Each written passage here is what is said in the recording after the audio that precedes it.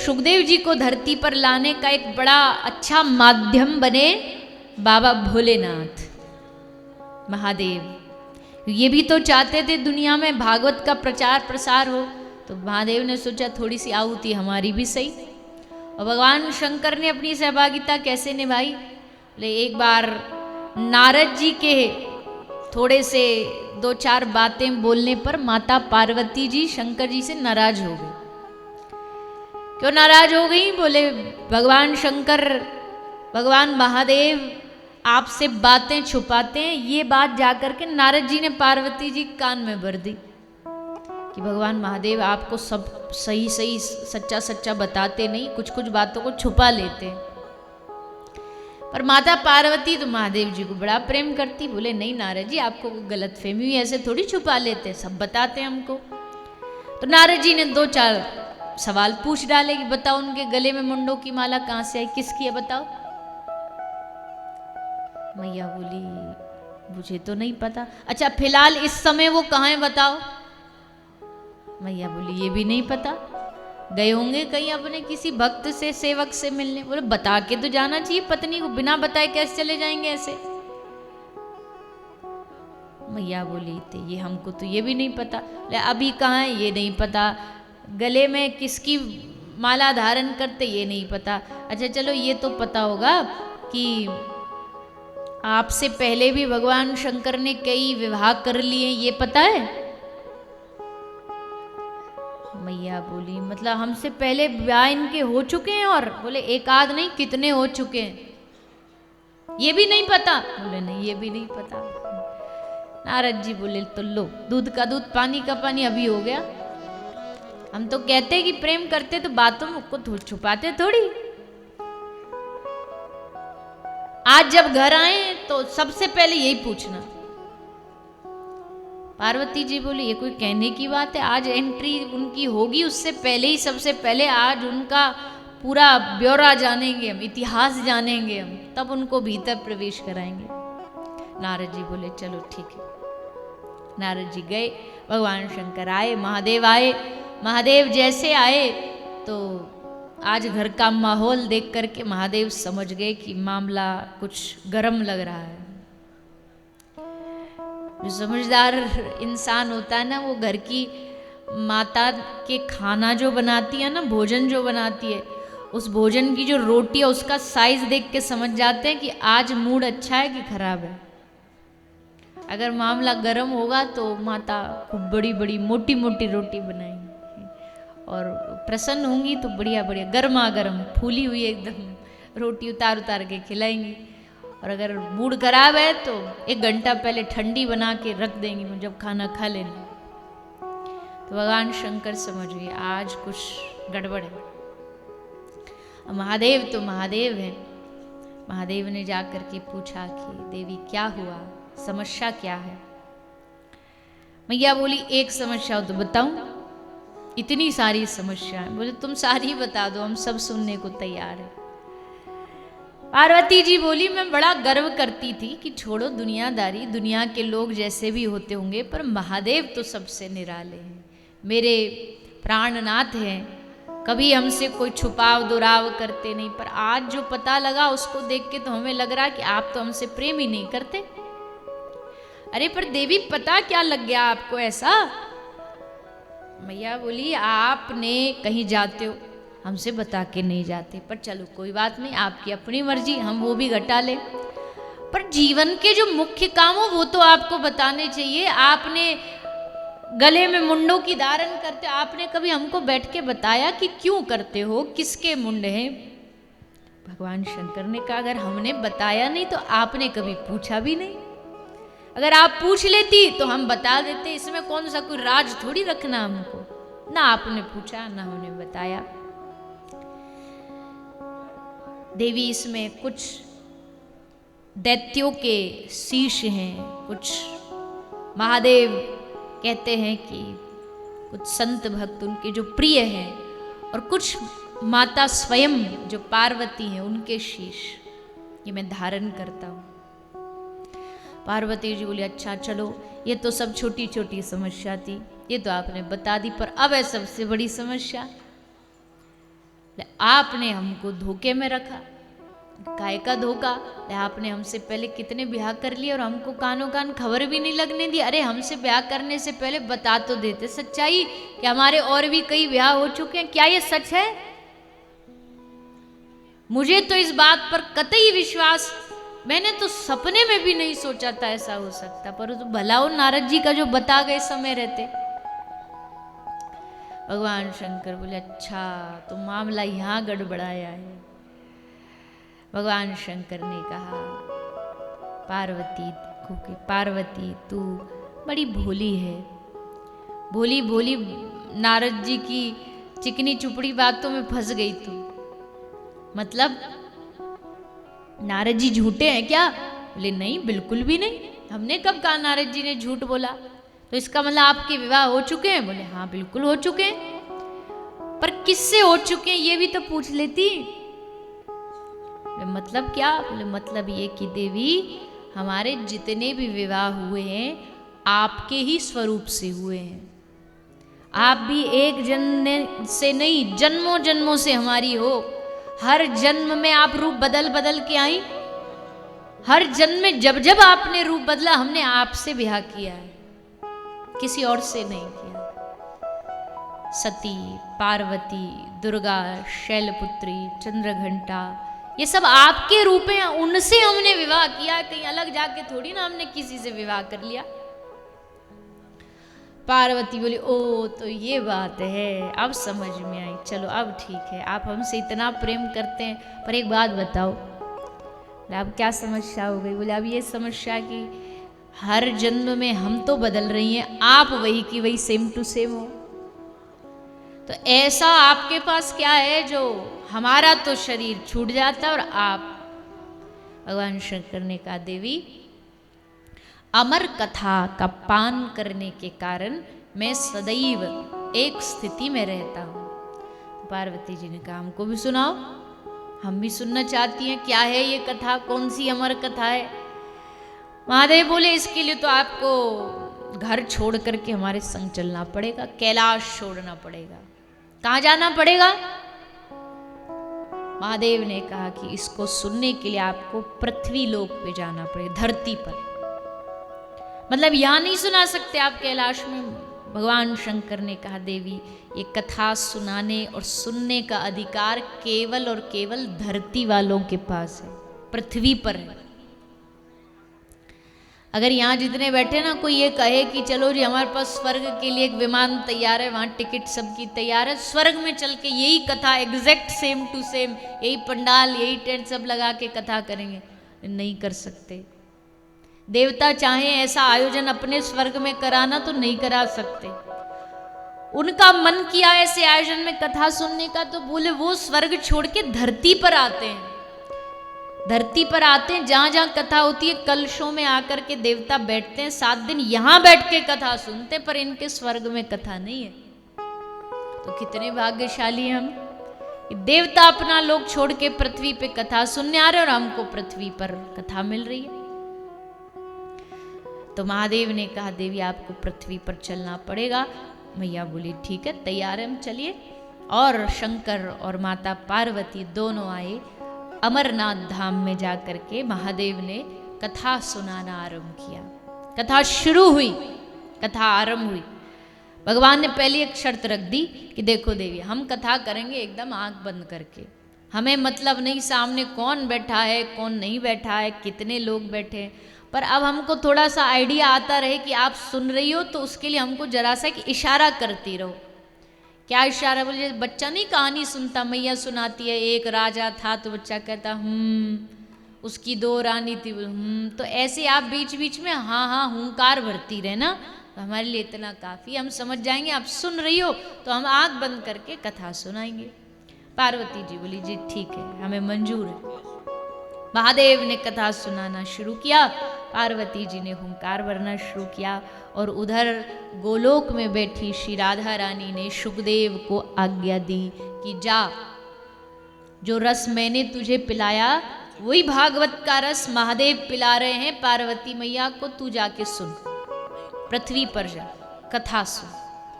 तो श्री राधा रानी की आज्ञा लेके श्री शुकदेव जी आ गए अमरनाथ।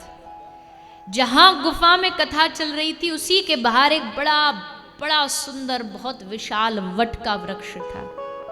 उस वट वृक्ष की एक टहनी पर आकर के ये शुकदेव जी बैठ गए, कथा सुनने लगे बड़े ध्यान से। जो जो शंकर सुना रहे पार्वती भी सुन रही है और शुक भी सुन रहे। कथा बढ़ती गई बढ़ती गई, बढ़ते बढ़ते बढ़ते कथा पहुंच गई भागवत जी के 10वें स्कंद पर। और 10वें स्कंद में किसकी कथा आती है? कृष्ण की पहले बाल लीला, फिर भगवान की युवावस्था की लीला, भगवान ने कैसे महाराज किया, रास पंचाध्याय, ये सब कथा आती है। तो रास की कथा चल रही थी, रास पंचाध्याय। तो कथा आई, भगवान ने बांसुरी बजाई, सब गोपियों को बुलाया, सब गोपी भागी कृष्ण से मिलने के लिए। सारी गोपियां दौड़ी दौड़ी आ रही हैं रास में शामिल होने के लिए। तो माता पार्वती के मन में भी भाव जागा, मैं भी जाऊं रास में। कैसे जाऊं? बोले मन से जाऊंगी। तो शरीर तो वहीं रह गया और मन से यानी समाधि में गई और मन से चली गई रास में, महारास में। यहां बहुत सारे कहते हैं माता पार्वती सो गई थी। अब उनको क्या लगता है जैसे हमको नींद आ जाती है वैसे ही माता जी को भी आ जाती होगी, इसलिए वो सो गई। पर वो कोई दुनिया की कोई माता थोड़ी है कि जिसको कथा सुनते सुनते नींद आ जाएगी। पर हमको एक बहाना मिल जाता है ना फिर कि जब माता पार्वती सो सकती है तो हम क्यों नहीं सो सकते, तो हमको फिर छूट मिल जाती है। इसलिए माता पार्वती सो गई ऐसा बोल देते, पर सोई नहीं। माता भाव साम्राज्य में चली गई, महारास में चली गई। और जब आदमी भाव समाधि में डूब जाता है तो वाणी बंद हो जाती है, क्रिया बंद हो जाती है, तो हुंकार भरना भी भूल गई। अब बाहर जो शुक बैठे उन्होंने सोचा कि आधी कथा तो हो गई, 10वें स्कंद से पहुंच गए, 2 स्कंद और बचे। अगर माता ऐसी चुपचाप बैठी रही तो शंकर भगवान समझ जाएंगे, कथा बंद कर देंगे, हम रह जाएंगे आधे अधूरे। तो फिर क्या करें? तो इनकी तो आंखें बंद है, इनको थोड़ी पता चलना कौन हुंकार कर रहा है। चलो मैया की जगह हम करते, और माता पार्वती की जगह शुक हुंकार भर के कथा सुन रहे हैं। महादेव की आंख बंद है, कुछ सुनाते जा रहे हैं। सुनाते सुनाते कथा आ गई भगवान के विदाई की। भगवान धरती पर अपना सृष्टि सब लीला सब संवरण करके जा रहे हैं भगवान अपने धाम।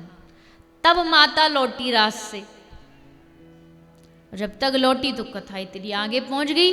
तो माता पार्वती जी ने कहा रुको रुको रुको प्रभु, अभी महाराज और अब सीधा भगवान के धाम की बीच वाली कथा कहाँ गई? तो महादेव समझ गए कि बात बड़ी गंभीर है, कुछ तो गड़बड़ हुई है। पूछा पार्वती से क्या हुआ? बोले मैं तो रास में गई थी। महादेव समझ गए किसी ने यहाँ बैठ के हमारी कथा सुनी। कौन है वो जो हमसे बिना आज्ञा के इस कथा को सुन रहा है? निकाला त्रिशूल भगवान शंकर ने और मारने दौड़े। जैसे मारने दौड़े बाहर आए तो डाली पर शुक बैठा था। शुक को देखते ही समझे ये बैठा बैठा हुंकार भर रहा है, इसने हमारी कथा की चोरी करी, लेके त्रिशूल मारने दौड़े। शुक भागे जान बचा करके, शुकदेव जी। भगवान शंकर ने भी पीछा किया दूर तक। शुक भागते गए, शंकर जी पीछे पीछे भागते भागते भागते शुक पहुंचे व्यास जी के आश्रम। व्यास जी कौन है? जिन्होंने भागवत लिखी है, भागवत के रचनाकार और शुकदेव जी के पिताजी। व्यास जी के आश्रम में पहुंचे शुक। व्यास जी की पत्नी यानी शुकदेव जी की माता, जिनका नाम है विटिका माता, वो आश्रम के छत पर खड़ी थी, मुंह खोल के जमाई ले रही थी। और जैसे मुंह खोला तो शुकदेव जी मंत्रोच्चारण के द्वारा माता विटिका के गर्भ में प्रवेश कर गए। महादेव आए भागे भागे, शुक व्यास जी को कहा व्यास जी निकालो निकालो, इस चोर को बाहर निकालो, आपके आश्रम में हमारा चोर घुस गया है। व्यास जी आए और हंसते हुए शंकर महादेव से पूछा आपके कैलाश में भला ऐसी कौन सी कीमती चीज है जिसकी किसी ने चोरी कर ली? कैलाश में कोई सोना चांदी तो मिलेगा नहीं, भस्म लगाने वाले, बागंबर धारण करने वाले के पास क्या ऐसी कीमती चीज जो चोरी हो गई? बोले व्यास जी, सोना चांदी से भी कई गुना कीमती है भागवत, भगवान की कथा। इस चोर ने कथा चुराई है, बिना आज्ञा के चुपचाप बैठ के कथा सुनी है इसने। व्यास जी हाथ जोड़ के बोले, हे महादेव, आप तो साक्षात शंभु हैं, आपको क्या बताना, पर एक बात बताओ, सोचो अगर ये शुक, ये तोता, ये शुकदेव अगर इस कथा का अधिकारी सच्चा नहीं होता तो क्या ये कथा सुन पाता? इसने कथा सुनी, इसका मतलब है ये कथा का अधिकारी है, तभी ये कथा सुन पाया। महादेव को लगा बात में कुछ दम है, बिना अधिकारी कौन सुन सकता है? और ये तोता आया कहां से? ऐसा एक शुक के मन में कैसे आ गया कि मुझे कथा सुननी है? तो महादेव ने आंख बंद करी, ध्यान किया तो सब दिखा, राधा रानी ने भेजा है गोलोक से इस तोते को, आज्ञा दी है कि महादेव के मुख से कथा सुनो।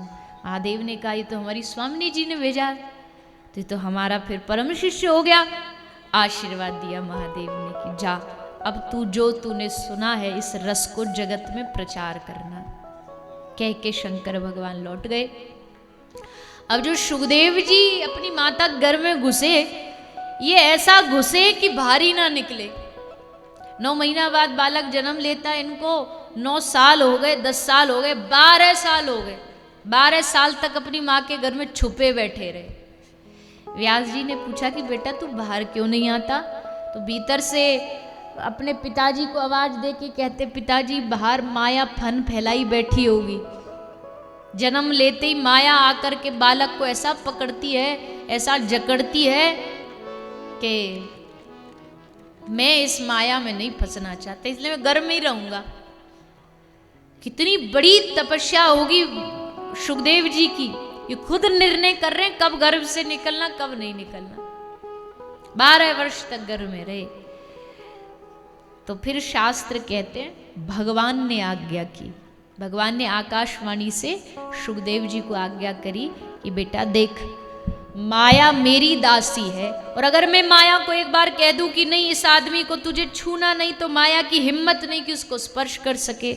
इसलिए मेरी माया तेरा कुछ नहीं बिगाड़ेगी, मैं वादा करता हूं, तो एक बार इस दुनिया में आ जा। और तब सुखदेव जी भगवान की आज्ञा पा करके संसार में आए, जन्म लिया, और जैसे गर्भ से निकले तो नाभि छेदन जो होता है बच्चे का, नाभि छेदन संस्कार, उसकी भी इंतजार नहीं करी। नाड़ी जो थी उसको पकड़ के अपने हाथ से फेंक दिया झटका दे करके, और जन्म लेते ही भागे जंगल की ओर। एक पल भी रुका तो ये दुनिया वाले छोड़ेंगे नहीं, माया छोड़ेगी नहीं, भागने लगे। व्यास जी भी सुखदेव जी के पीछे पीछे दौड़े। यम प्रव्रजंतम मनुपेतमपेत कृत्यम द्वैपायनो विरह कातर आजुहाव पुत्रेति तन्मयतया तरवोभिने दुस्तम सर्वभूत हृदयम मुनिमानतोष्मि। यम प्रव्रजंतम, श्री व्यास जी अपने पुत्रेति विरह कातर, पुत्र के विरह में पीछे पीछे दौड़ रहे हैं, चिल्ला रहे हैं, अरे बेटा शुभ सुन तो सही, रुक जा, अरे भैया रुक जा। पर सुखदेव जी ने एक न सुनी, भागते गए। और सुखदेव जी कितने बड़े भगवान के पार्षद हैं, ये आगे जाके पता लगा। कुछ माताएं सरोवर में नहा रही थी, स्नान कर रही थी, तो वहां से सुखदेव जी निकले तो निसंकोच नहाती रही, स्नान करती रही निर्वस्त्र होकर के। जैसे व्यास जी निकले तो घबरा गई, एकदम वस्त्र पहनने लगी। तो व्यास जी ने उन कन्याओं से पूछा कि मैं तो बूढ़ा हूं, मैं तो वृद्ध हूं, मुझे देख करके संकोच करने से ज्यादा तो ये जो युवा अभी लड़का गया, इसको देख के संकोच होना चाहिए, तुम मुझे देख करके संकोच क्यों कर रही हो? तो उन कन्याओं, उन महिलाओं ने बताया व्यास जी को, व्यास जी आपके जो पुत्र हैं सुखदेव, आप में तो अभी भी स्त्री और पुरुष का अंतर पता है आपको, कि ये औरत है, ये पुरुष है। पर आपके जो पुत्र हैं सुखदेव जी, वो इस स्थिति पर पहुंच गए कि उनको ये भी नहीं पता कि ये पुरुष और ये नारी, इतना वैराग्य है उनके भीतर। इसलिए हमें संकोच नहीं हुआ, क्योंकि हमें पता है उनको भेद ही नहीं पता, अंतर ही नहीं पता।